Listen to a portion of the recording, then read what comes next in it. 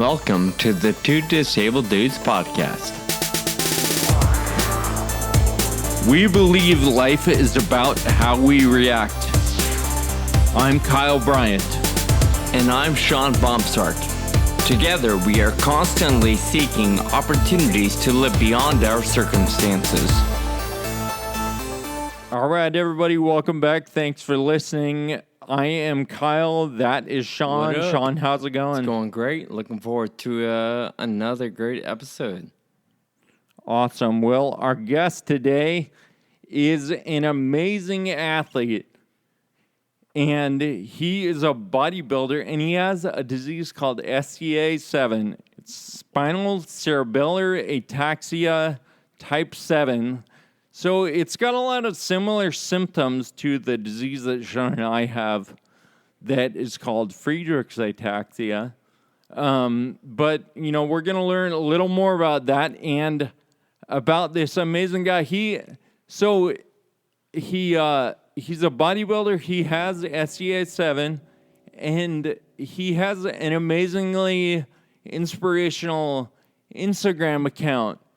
He's got almost 32,000 followers. Jeez. Because he inspires people to be the best person they can be through his actions and through his words. So, without further ado, Hasan Banks, welcome to the podcast. What up? What up? Hey guys, it is so awesome to be here. Thank you so much.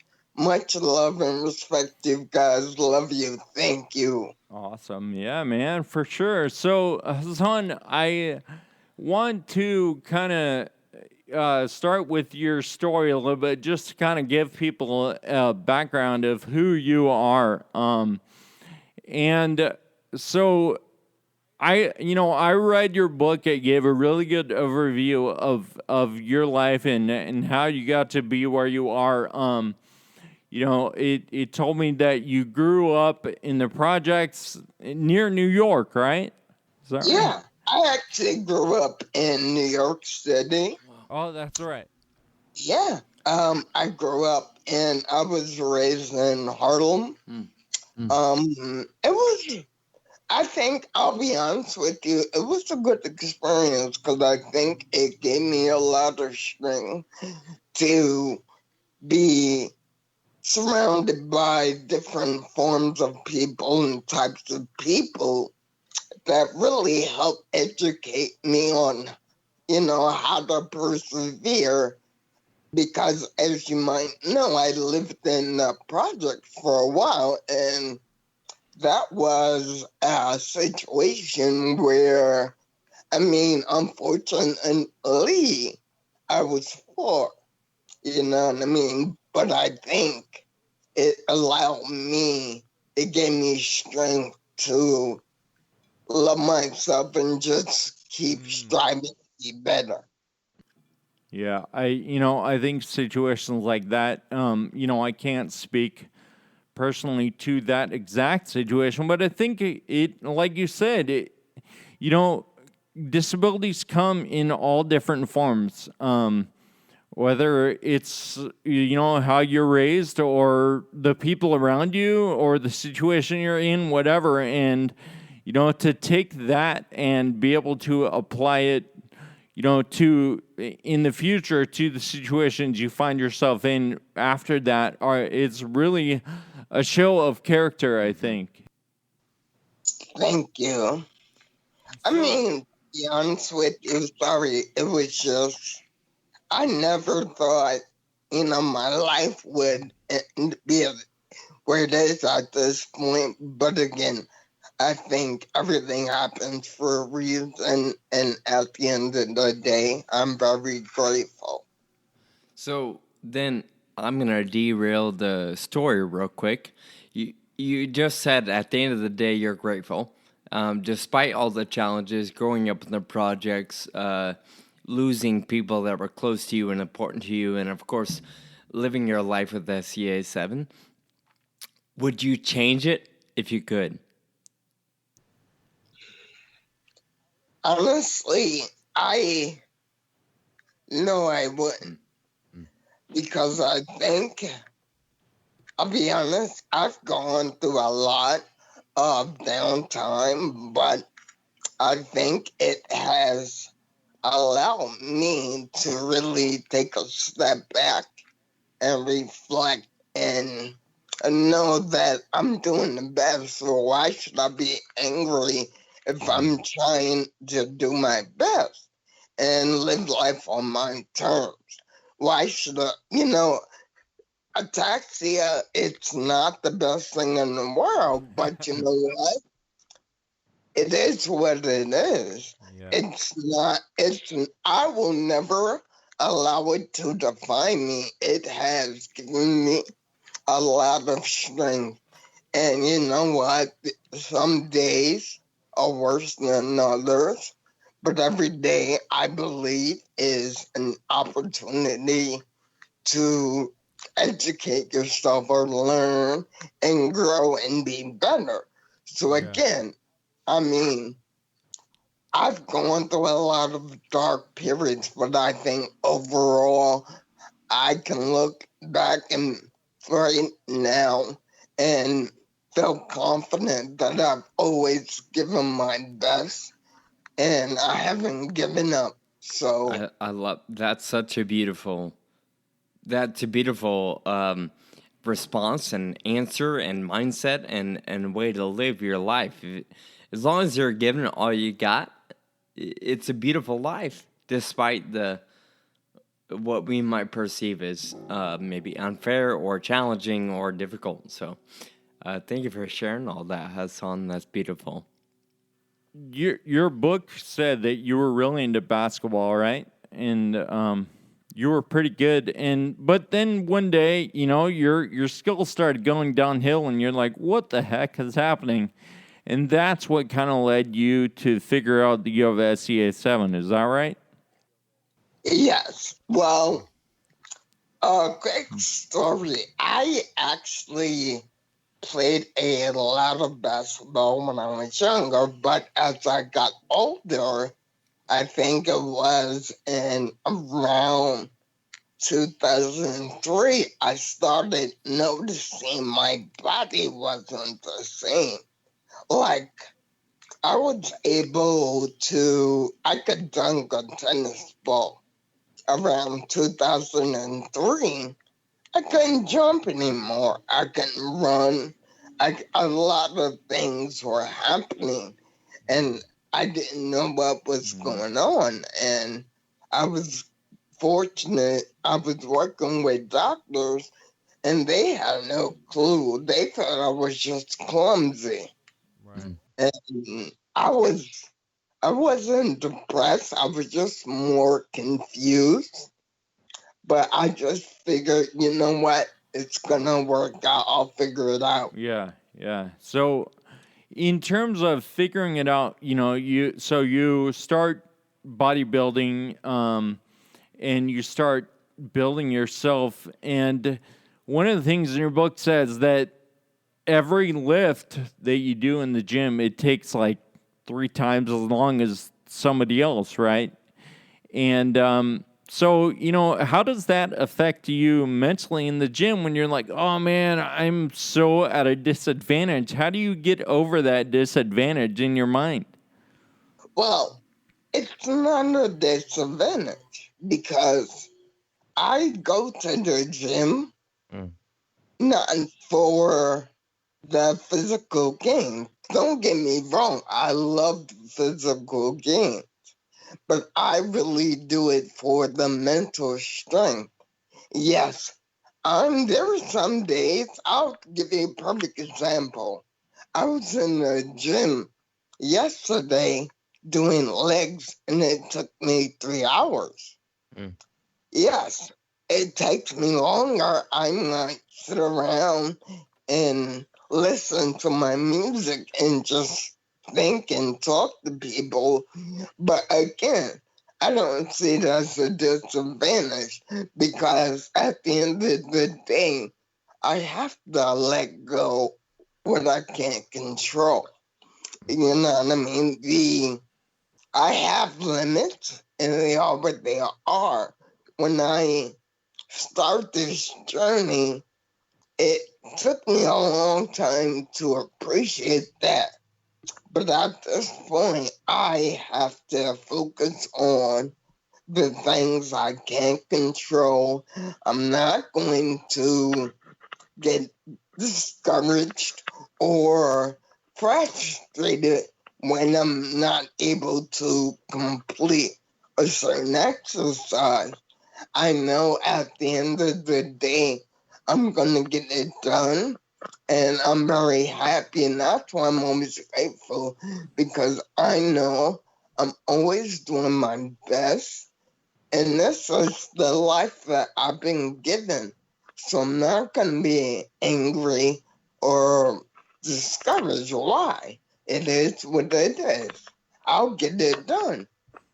That's beautiful. I'll get it done. Those are my favorite words so far. Yeah. And I love that you don't think of your circumstances as a I forget what you call them, but a setback, Disadvantage. a disadvantage. They just are what they are. There's always a way to move forward, despite whether how long it might take you or how sloppy it might look or feel, or wobbly and unstable. It's still your life, and like I said, you still have the opportunity to give it your best. So I just get it done. I love that. Yeah. I mean, honestly, it took me a while to really gain that, because Sure. I spent a very long time. See, I was diagnosed in 2009. I didn't really start appreciating my life until around 2015. Mm. I mean, I'll be honest with you, I had a very rough time. I mean, I had a lot of doctors who were very negative. I was very depressed. I actually I tried to commit suicide. It was very bad for me. I was angry at everything. I didn't, like, one of my biggest regrets is not thinking before I would react. Like, things would go on with my body, and I would react and get angry.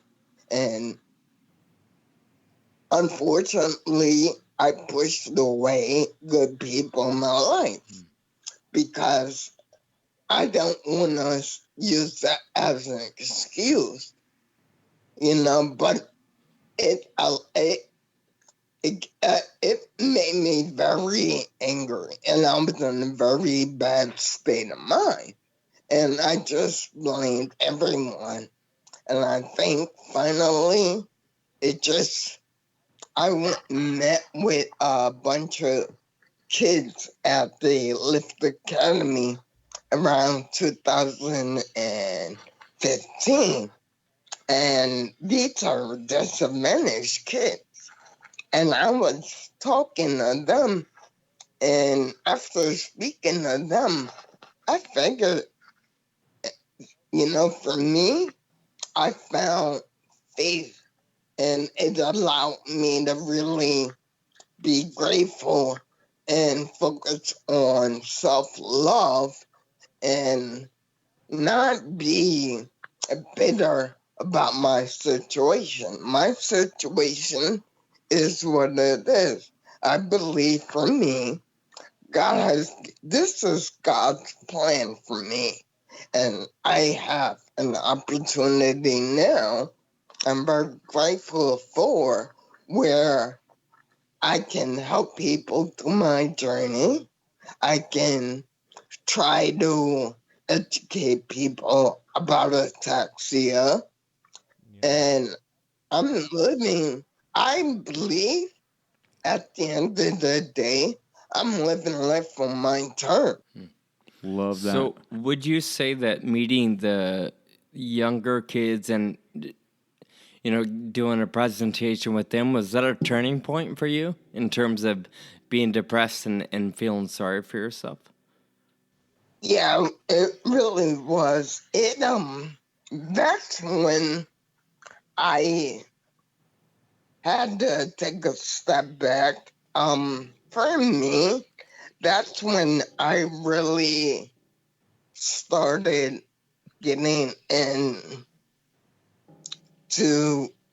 becoming like a reborn Christian. And I started to lean on my faith. And for me, it just allowed me to appreciate who I was and not allow my situation to define me. And speaking to the kids, I mean, I tried. I mean, I was just overwhelmed. Yeah. But it gave me a lot of strength to really love myself and make no excuses.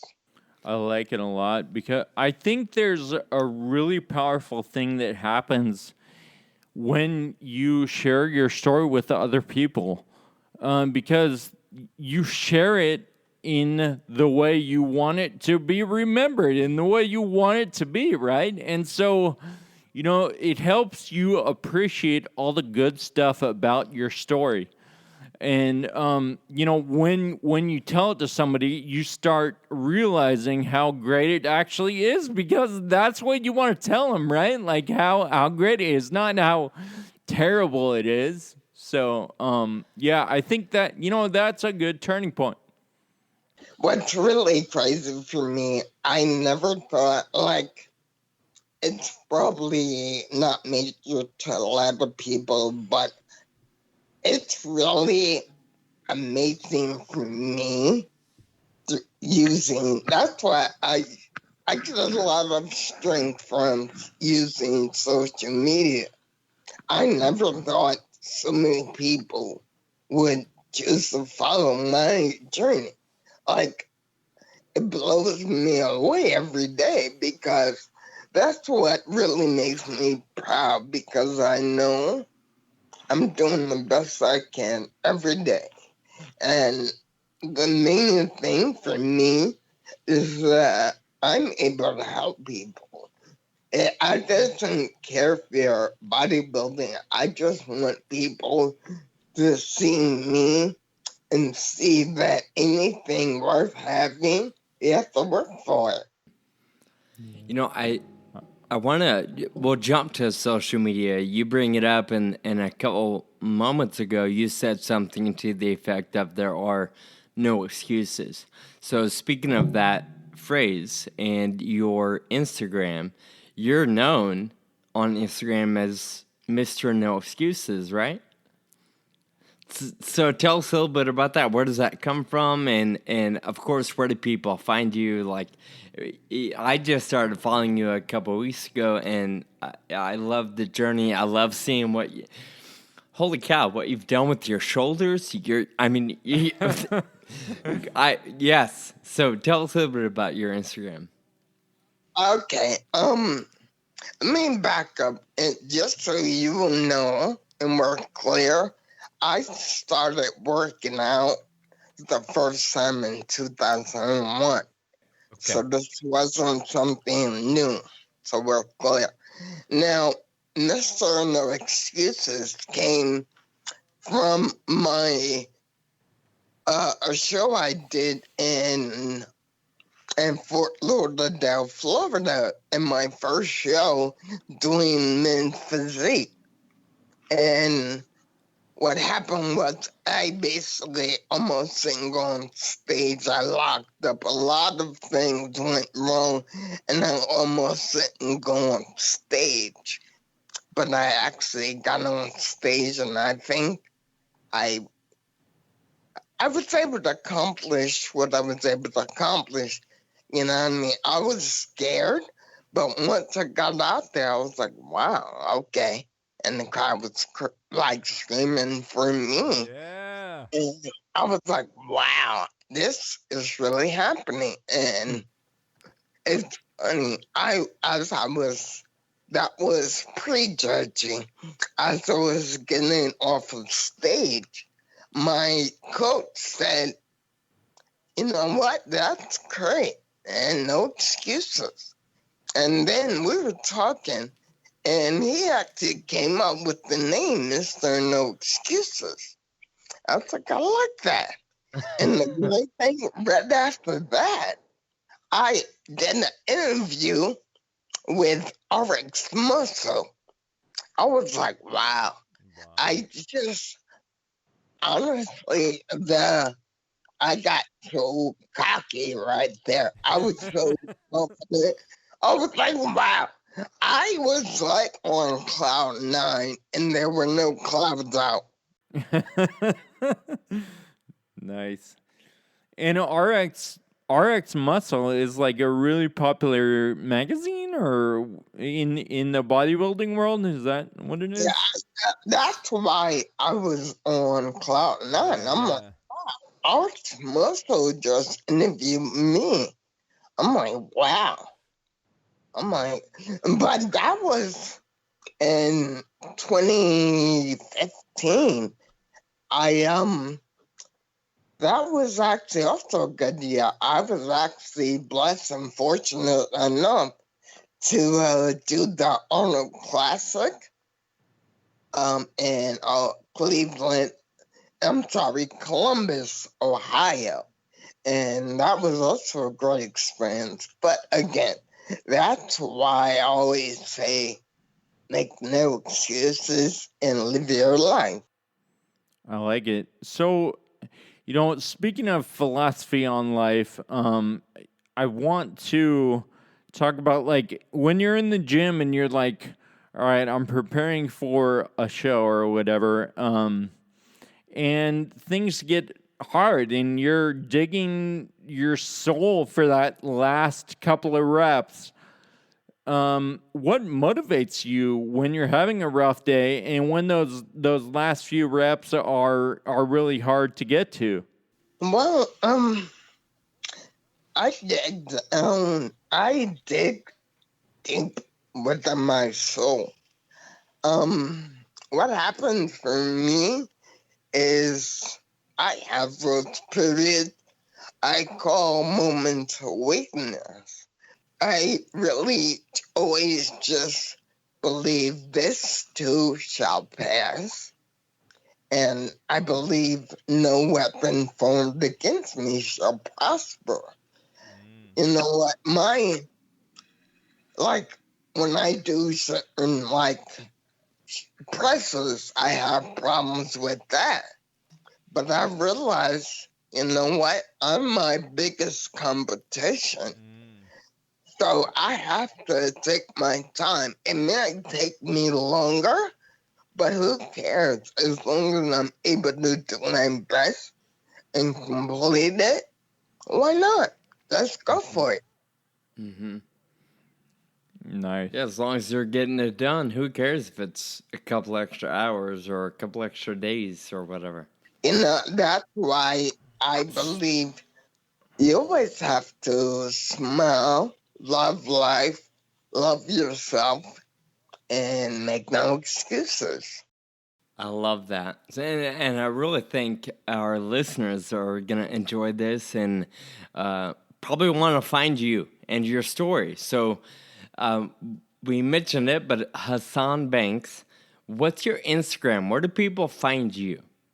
Yeah, they can just look up Mr. No Excuses _, or I'm on Facebook as Hasan Banks. You know what I mean? I try to use YouTube, but that's a little complicated. That's it. I actually had a gentleman who helped me out. Unfortunately, I don't have the resources but to promote it, but I have a book that was released a few months ago, so I'm very grateful to be able to share I think I read it a second time and I lost my man card.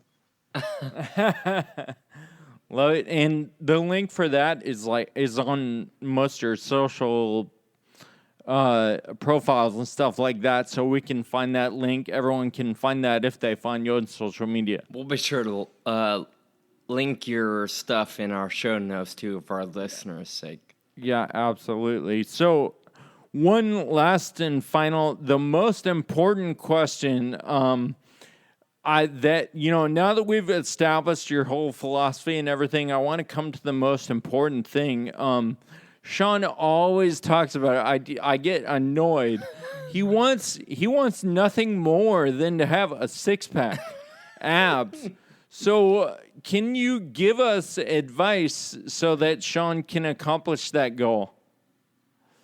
Okay, listen. Don't look at pictures and get fixated on what you want. Again, that goes back to me saying focus or let go of what you can't control.